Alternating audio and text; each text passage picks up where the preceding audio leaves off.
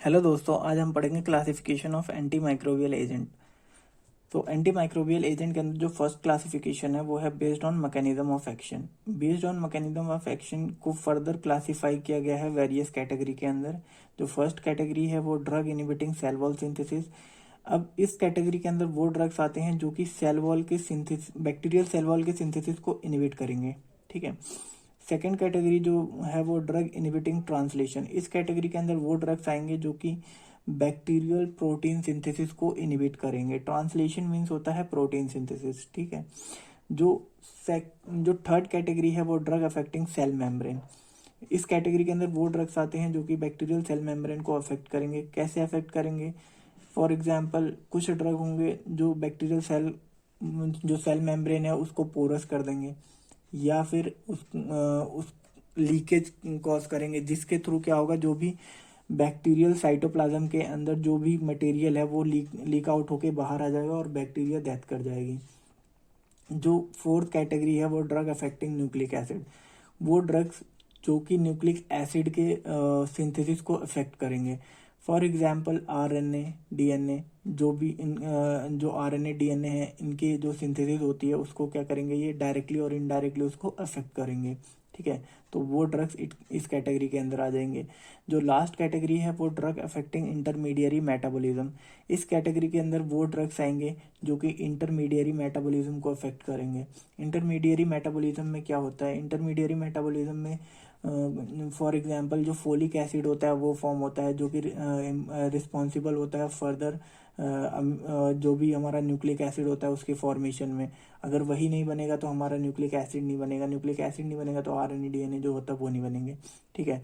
और कुछ एंजाइम होते हैं जैसे डाईहाइड्रोफोलेट रिडक्टेज, ये ड्रग्स उसको भी जाके अफेक्ट करते हैं या फिर इनहिबिट करेंगे। ठीक है। जो सेकंड क्लासिफिकेशन है वो है based on type of action. Based on type of action के अंदर फर्दर दो कैटेगरी आती हैं। जो फर्स्ट कैटेगरी है वो है बैक्टीरियोस्टैटिक्स। बैक्टीरियोस्टैटिक्स में वो ड्रग्स आते हैं जो कि बैक्टीरियल के ग्रोथ को इनहिबिट करेंगे। ठीक है। स्टैटिक्स मीन्स होता है टू स्टॉप, कोई भी चीज चल रही है उसको स्टॉप कर देंगे। लाइक बैक्टीरियल ग्रोथ है तो उसको क्या कर देंगे, ये स्टॉप कर देंगे, इनहिबिट कर देंगे बैक्टीरियल ग्रोथ को। बैक्टीरियल साइडल जो दूसरी कैटेगरी है बैक्टीरियल साइडल, इस कैटेगरी के अंदर वो ड्रग्स आएंगे जो कि बैक्टीरिया को 100% किल कर देंगे। साइडल मीन्स होता ही है किल करना।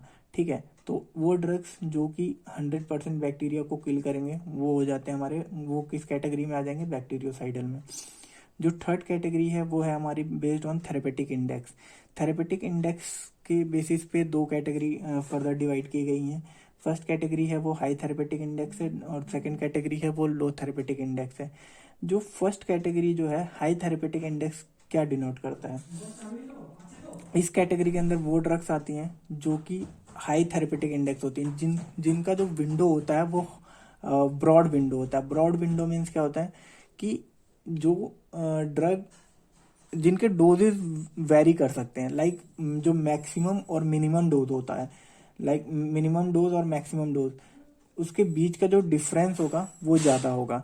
लेकिन जो लो थेरेपेटिक इंडेक्स होता है उसके जो बीच का जो विंडो होता है, नैरो विंडो होता है, मीन्स जो मिनिमम डोज है और जो मैक्सिमम डोज है उसके बीच का जो डिफरेंस होगा वो मिनिमम होगा। अब ये क्यों हम इसको डिवाइड करते हैं हाई थेरेपेटिक इंडेक्स और लो थेरेपेटिक इंडेक्स में? बिकॉज जो हाई थेरेपेटिक इंडेक्स है अगर रेंज ज़्यादा होगी तो साइड इफेक्ट हमें कम देखने को मिलेगा।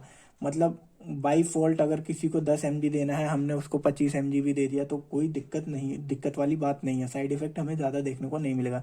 लेकिन जो लो थेरेपेटिक इंडेक्स है, जो नैरो विंडो वाली ड्रग्स हैं, उनके जो डिफरेंस होता है वो बहुत कम होता है। फॉर एग्जांपल जो उनका मिनिमम डोज होगा, मतलब मिनिमम डोज वो होता है जिसपे हमें एफिकेसी देखने को मिलता है। फॉर एग्जांपल 10 mg है।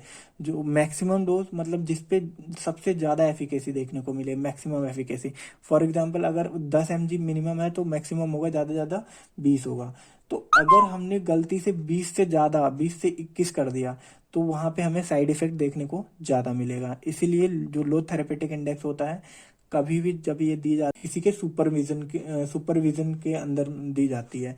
फॉर एग्जांपल डॉक्टर है तो डॉक्टर के सुपरविजन के अंडर उस पेशेंट को दी जाएगी जो लो थेरेपेटिक इंडेक्स वाली ड्रग्स होती हैं।